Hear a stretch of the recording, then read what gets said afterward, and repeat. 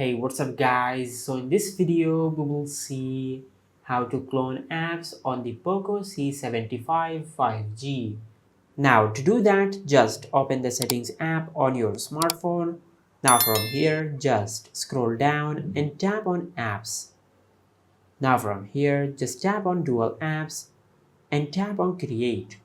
Now from here, just enable the toggle for the apps which you want to create a clone of. Just like that. Now just wait for a few seconds for your smartphone to create the clone of the app which you have selected.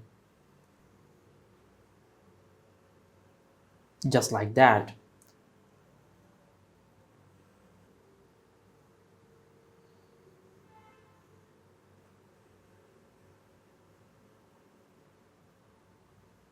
Now once you have done that, now if you go to your home screen and open the app drawer,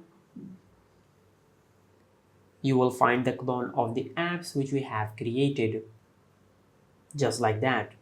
And as you can see, the clone version has an icon at the bottom left corner to indicate that this is the clone version of the original app. And this is how you can clone apps on the Poco C75 5G. If you found this video helpful, please like the video and subscribe to our channel and hit the bell icon to get notified when we upload a new video.